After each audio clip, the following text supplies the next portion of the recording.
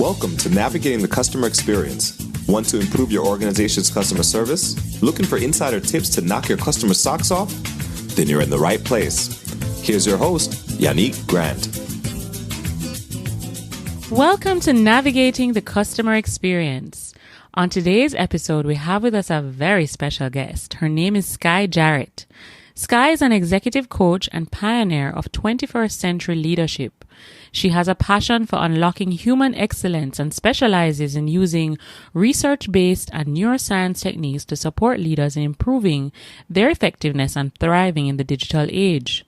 As a leadership and organization development consultant at one of the world's largest consulting firms, Skye has 12 plus years of specialized expertise in large-scale transformations, helping organizations transform their culture, leaders, and performance from within.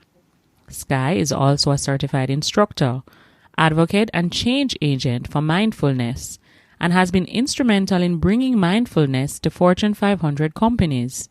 She is committed to growing the reach of mindfulness across industries and geographies as a way of expanding the human capacity to deal with the relentless and fast-paced challenges of life in the 21st century.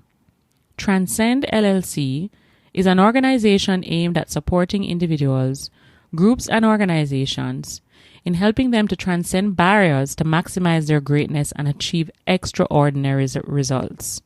Combining unparalleled expertise in leadership excellence, human and organizational development, brain science, mindfulness, positive psychology, performance excellence, and inclusion and diversity principles, Transcend specializes in curating experiences, programs, and talks designed to inspire and transform. So without delay, welcome, Skye. Thank you so much, Yannick. Thank you for having me.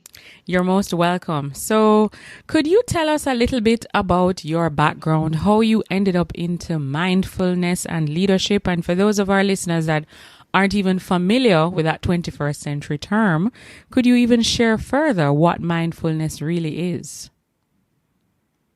Sure. So I will start with my background and sort of work my way into mindfulness and how I got into that space. I will say that my siblings and I were very blessed to have a dad who really cared about our future. And at the tender age of 9, he had us thinking about who we wanted to be when we grew up. So he took each of us, sat us down, asked us what we were interested in doing, who we saw ourselves becoming. At the time, I thought I wanted to go into medicine. Mm-hmm. And when he took me to the hospital to meet with a doctor just to talk about what that career path is like and what it's like to be a doctor, I learned that I'm afraid of blood. So medicine would not be the path for me, but that led me down, on a journey to really discovering what and who I wanted to be. And psychology was really intriguing to me. What I found interesting was that we spend majority of our lives at work. I mean, for the average person, 40 to 60 hours a week or more for some of us, right? Mm-hmm. And how much quality of that experience really impacts the rest of our lives. And so for me, really intrigued by that notion, I was compelled to want to make a difference, to somehow improve that life experience, that work-life experience.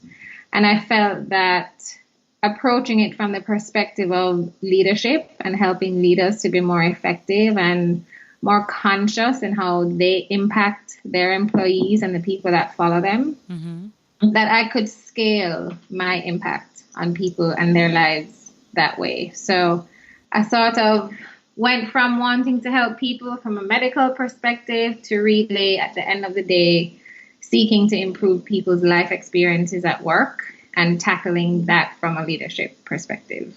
Brilliant. So Our program is called Navigating the Customer Experience. And I remember in some of our pre-conversations, you were just trying to align to make sure that, what you had to offer would align very well with our audience.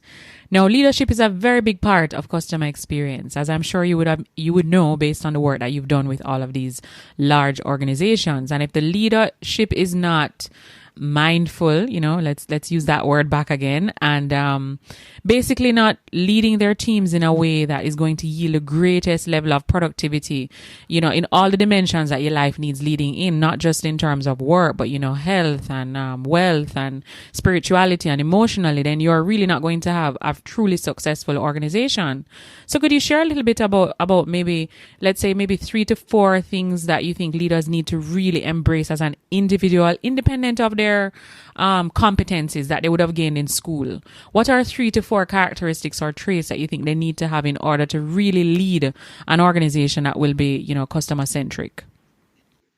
I'm really glad that you mentioned that, Yannick, because for me, I think of leadership not only as the person with the title, if you will, yes, who is hereby appointed and hailed as the leader. But I think of leadership, or I think of someone as a leader, as someone who has made a conscious effort to take a leadership role in their own life, right? So living their life by design, being intentional about how they live their life. And I think for many of us, we see leadership as sort of a service, having a service orientation. Who are we leading? Who are we serving? Who are we influencing? And that can be in a work capacity or a personal capacity.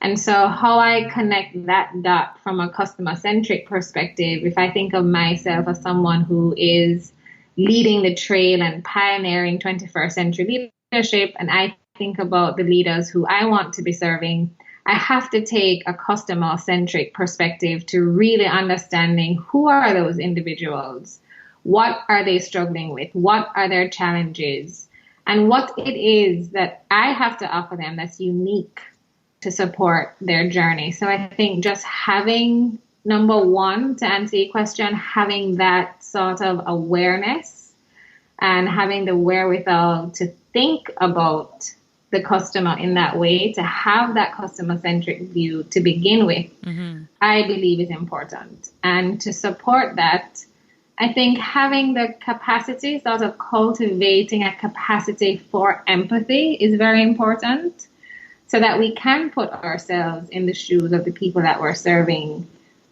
whether that is on the sort of the end user of our product or service, or the employees that we're serving and supporting as well. But cultivating a practice of empathy where we can put ourselves in their shoes, understand their perspective, and serve them in that way, to me, I think is tremendously important. Excellent.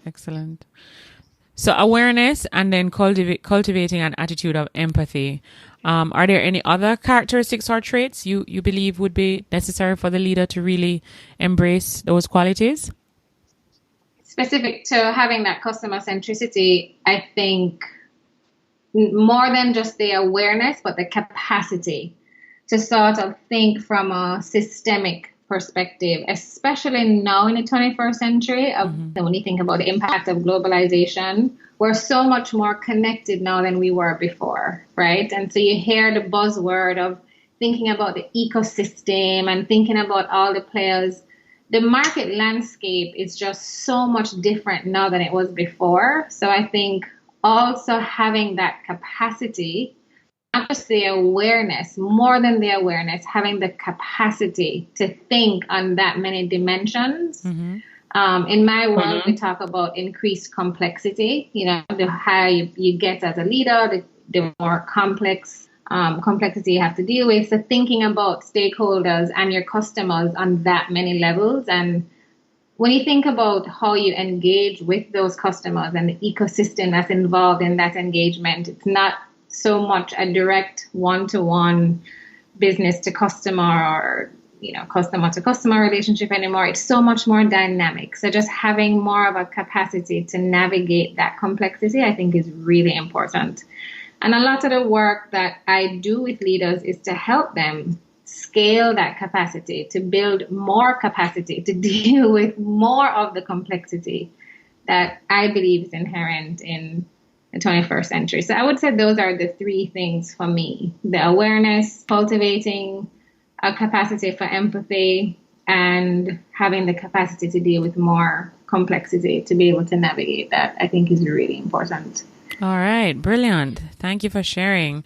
So let's talk a little bit about, in terms of as a leader, there's the old adage or saying that says, leaders are not born, versus leaders can be created. What are your thoughts on that exactly?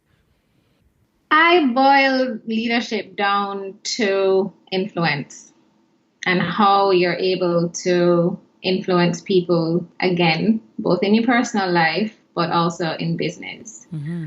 And while I think characteristically, there are certain personality traits that someone can have that makes it a lot easier for them, or somewhat more, makes them more magnetizing, right? So the typical characteristic people think about is, oh, they're so charismatic and they're such great communicators, right? Like those are some of the, I think they're assumptions about what makes a leader effective. But I also do a lot of strengths-based work. So looking at what makes an individual special from the perspective of what their strengths are and how they can maximize and leverage the power of that strength to make them a powerful leader. And there was a lot of research that was done to uncover, wow, is there like a particular ingredient that leaders need to have to be successful? And they looked at CEOs across the globe. And they found that not necessarily, that leaders can approach leadership from the perspective of what makes them special and what makes them shine. You think about Bill Gates, he's not the most charismatic of them, but is he an effective leader? Yes. Is he an effective businessman? Absolutely, no questions asked. He, for me, is an example of someone who really understands himself, is very in touch with the things that make him special, and has figured out how to apply his specific ingredients to do what he needs to do to be effective in a way that's authentic to him. And that's, to me, that's the most important thing, that element of authenticity. Brilliant, brilliant. So I like the fact that you touched on authenticity. I think it's so important. I read a lot of Brené Brown's books. I've been following her for maybe about 7-8 years now. I did a workshop with her a couple of years ago that she did with Oprah on scrapbooking, kind of helping you to find yourself and, just talk about shame and, the things that we take for granted in our lives that we think other people don't suffer from. We're all actually suffering from some of the very same things, just maybe different experiences. And one of the very strong characteristics or traits that I will speak about in our workshops that we do here in Jamaica is, I personally believe that the most important role of a leader is to grow and develop people. Would you agree? And if so, why is it so important? And I guess you'd have touched on it when you mentioned capacity, for the leader to ensure that he grows and develops the people around him or her. This point is really near and dear to my heart. Sort of, it's sort of the bread and butter of why I do the work that I do, is to help people to grow, to develop, to be their best self, to be their authentic self. And I think as leaders, we have a responsibility to do that for the people that support us and the people that we support. And one of the things that I think is most part of that journey is to give ourselves and each other the permission to be human. Because so many of us go into a work environment and we have this expectation of who we want to be at work, the image that we want to project at work, as if we're living two different lives. We have a work life and we have a personal life, and two different people going to show up for each of the lives. True. At the end of the day, we're one person. And the more whole we can be, the more authentic we can be, is the more fulfilled we will be. True. There is a saying of sort of living in incongruence. That's a psychological term where you're living this ideal version of yourself, but it's not who you feel you are meant to be. Or you're living out of obligation, right? But you're not really connecting with who you are at your core and who you are in your true authenticity. And so the more misaligned we are, the more misalignment we have between who we want to be and who we're actually showing up as, is the more unhappy we are. And that can lead to burnout, it can lead to anxiety, depression, and for sure, if not all of those things, you just won't be as happy living that life. So for me, helping people to create that space, I think as leaders, we have a responsibility to create that space of safety where people can show up as they are and close that gap of incongruence. Nice. Very nice. Excellent. Really, really good feedback, Sky. I totally agree with you 100%. And it's awesome that your company is dedicated to transforming that particular area, because a lot of organizations need that message, that reinforcement to recognize that their role is to help people really grow and align themselves with who they're truly, truly meant to be. And sometimes that requires some soul searching, because some of us are working in jobs 30, 40 years and we really don't know what we want. We kind of just on that treadmill going every day, not really sitting down and questioning ourselves and giving ourselves truthful answers. What really, really makes us happy? I call it living by default versus living by design. We're just living life by default. Just whatever comes our way, we'll go with it. Versus being intentional about, one, getting clear about what we want for our lives, what we want for ourselves, how we want to spend our time, the difference we want to make in this world, right? Thinking about, I had that moment, I was robbed at gunpoint in Jamaica. Oh my goodness. December of 2015. And the thing I walked away from that experience with Yannick was thinking, okay, so this happened at 3 o'clock in the afternoon, broad daylight. The gunman knows that I saw his face. So really and truly, he had no reason to let me walk, right? And I walked away thinking, well, if he made a different choice and he ended my life in that moment, so what that I have lived? So what? What difference have I made in the world that would really warrant the life that I lived up until that point? And many of us don't have those experiences to help us think about those types of questions.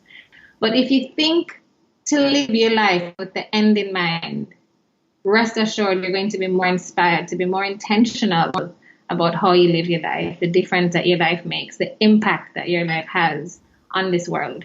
Yeah. And really getting clarity on that and being more intentional about designing your life in such a way that you can live out the best version of your life. I strongly believe in it. Get off the damn treadmill and live by design. Don't live by default. Very true. All right, Sky, could you share with our listeners, how do you stay motivated every day? Well, perfect segue. For me, I am committed to living my life by design.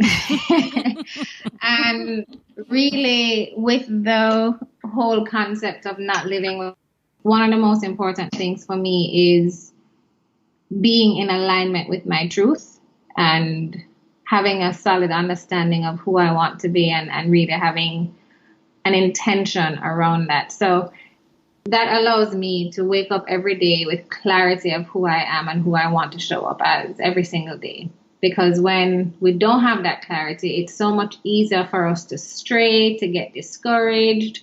We feel lost and confused and stuck. And who is motivated when they're in that space? Mm-hmm. When you have clarity of who you want to be and you have this insatiable passion that you wake up every day feeling like you can't wait to get out of bed, that's when you know that you've tapped into something really special. And so for me, it really helps for me to be motivated to be in alignment, number one. Number two, being committed to living life by design. And I can literally wake up every day saying life is so good because I've made it that way, because I've chosen to make life good. That's why I can say life is good.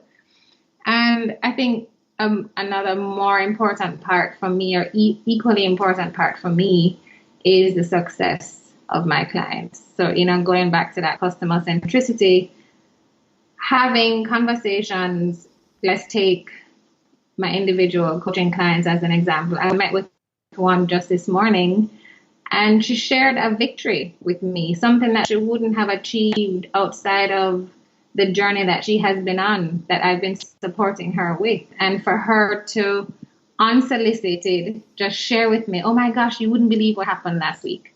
And for her to feel so good about that, we were on video and I could see the happiness and celebration in her face, in her eyes. And she was so excited, so proud of herself, so happy for this success that we were able to celebrate together. That keeps me going. For sure, it keeps me motivated. All right. That's awesome. And what you shared is actually one of the oldest types of advertising for any business.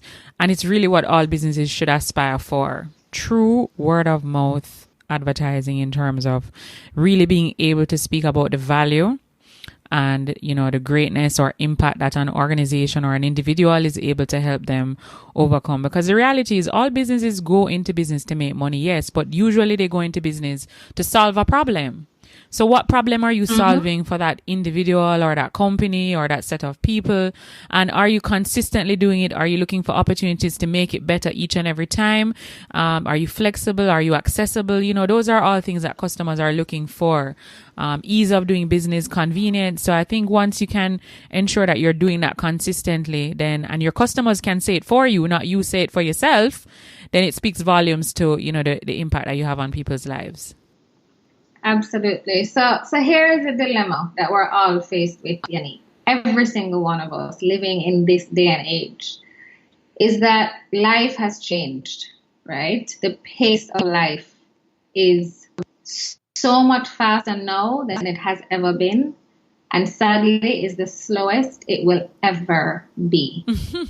So for the listeners thinking about that manifests in each of our lives in a very different way, right? Like for me, it just feels like life is on a rapid, seriously. And I think it creates a very difficult space for many of us to kind of feel like we're keeping our head above water, constantly feeling like we're sinking, constantly feeling like we're falling behind. Many of us suffer from information overload because news is coming from every which direction. We have news coming out of our ears. We don't know which news platforms to keep up with. And did you hear about that? No, you too lie. What's going on over there? Feeling like we're just always out of the loop. FOMO is so real because there's so many different information platforms and we want to keep track of everything so we don't have FOMO, and keeping up with the Netflix and just keeping up with life in general, you know, the responsibilities and how difficult it is to navigate life. And you think about how things like Airbnb and Uber and social media and how it's changing how we live life. So to me, a lot of people are bringing 20th century lifestyle skills to the 21st century, and it's not going to work.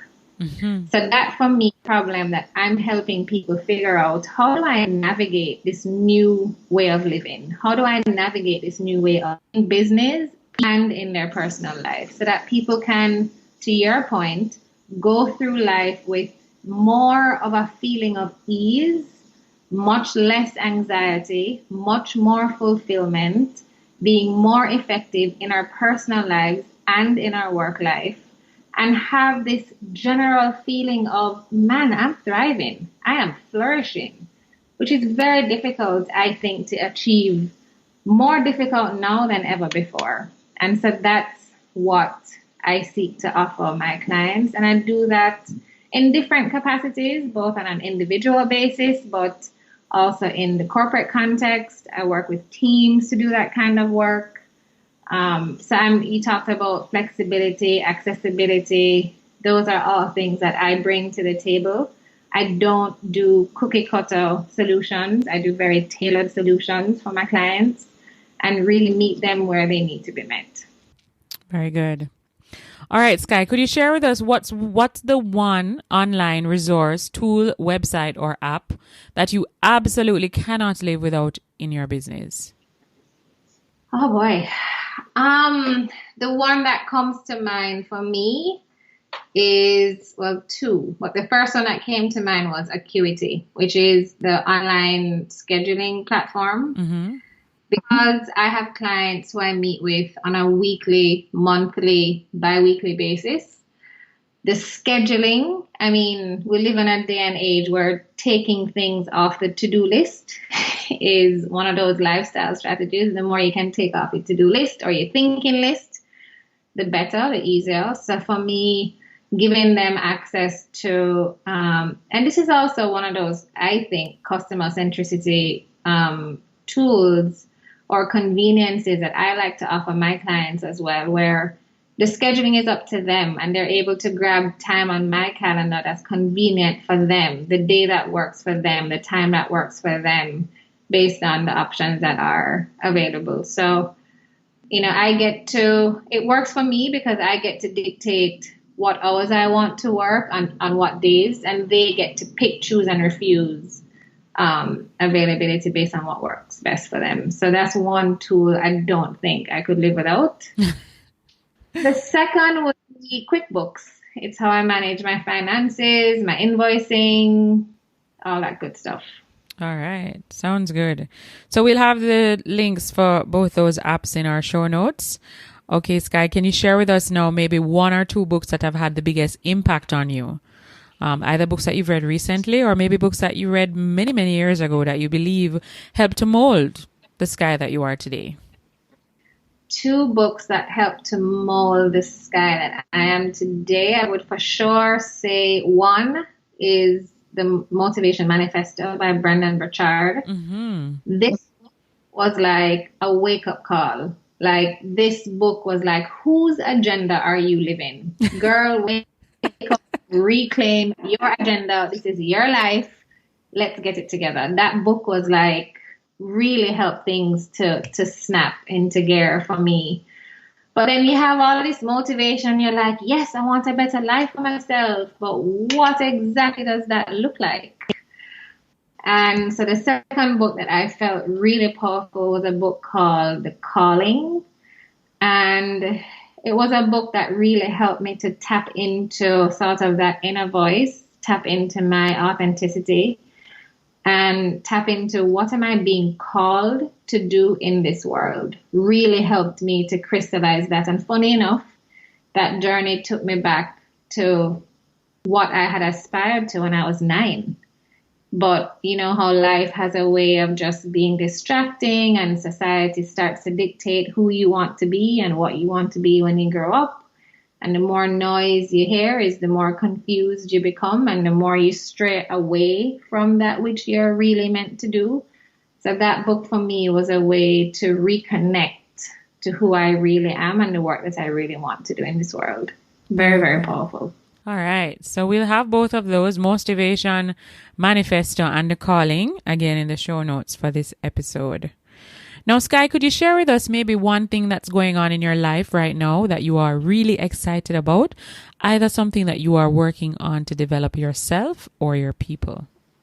Yes, Unique, because I have let's say, the honor, the pleasure, the benefit, the glory, any insert adjective, to really support people primarily in the corporate setting. And these people are paying one bag of money to get these support services. And I wanted to figure out a way that I could scale and provide these services and offerings to more people than just those within a corporate context. So what I'm working on now is an online program which will provide the work that I do for these high-paying clients to, the average person who might not have the benefits or the luxury of a company paying for this service for them, but they can access it.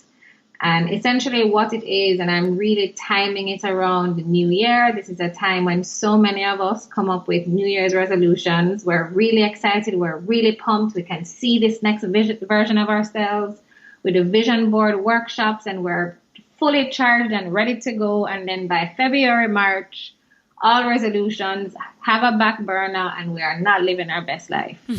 So this program is really designed to address that problem. Why is it that we start off with so much steam and we run out of steam second or third month of the year? And so I'm certified in a program that was designed by a Harvard professor that looks at what is it that gets in the way. It's like you're on the starting block and you say, on your marks, get set, let's go. And you take off and you just lick up into an invisible wall. What are those invisible walls that keep getting in our way, and how do we transcend those barriers to living our best life? So that's the program that I'm launching. It will be an online program. And I'm just really excited to make my work and make this work accessible to more people at scale. Wow, brilliant. When is that program expected to be released? At the end of November. So in advance of the new year, so people can get their engines revving and be ready to go by the beginning of the new year. All right. And 2020 is supposed to definitely be a turning point. It's a new decade. Yeah, exactly. Like, if you have up yet, it's time to wake up and start living life. Let's go. Let's go. All right. So if the listeners that are listening to this episode when it's released say, you know what, I'm ready to get on this train that Sky's talking about, let's go. Where can they find you online? Check us out at our website, transcendglobal.org. You can also find me on Instagram at Transcend LLC or on LinkedIn. All right. Very good. And the last thing that we would like you to share with us is during times of adversity or times when you feel like you're faced with obstacles that, you know, you may have doubts that you are unable to overcome these obstacles. Do you have any quote or saying that during these times you will draw on it to kind of regain your strength and focus and momentum? Yes, actually, my mantra is just a reminder that I have everything that I need to live the life that I want. All right. And if it's not inherent in me, it's something, you know, just really reminding myself that everything is figure outable. And Marie Forleo. I am resourceful and I can figure it out. So the quote for me is, I have everything I need to live the life that I want. And it's just a really uplifting, empowering, resourceful quote for me to help navigate any uncertainty. All right. Brilliant. Well, thank you so much, Sky, for taking time out of your very busy schedule. We appreciate all of the wonderful nuggets that you shared with us today on leadership, on capacity, on empathy, on, you know, building a customer-centric organization, on authenticity. I mean, all things that as individuals we can take them away to help them build better parts of our lives personally and professionally. And so we just really wanted to just give you a very heartwarming thank you. Thank you so much. Absolutely, Annie. Thank you so much for having me. You're most welcome. So for those of you that are listening, if it is that you'd like to follow us on our Facebook group, it's a closed Facebook group. It's called Navigating the Customer Experience Community. Feel free to head on over and send us a request. And also you can follow us on Twitter at NavigatingCX. Until next time, I'm your host, Yannick Grant. Thanks for listening. For more awesome resources to take your customer service game to another level, head over to navigatingthecustomerexperience.com. See you next time.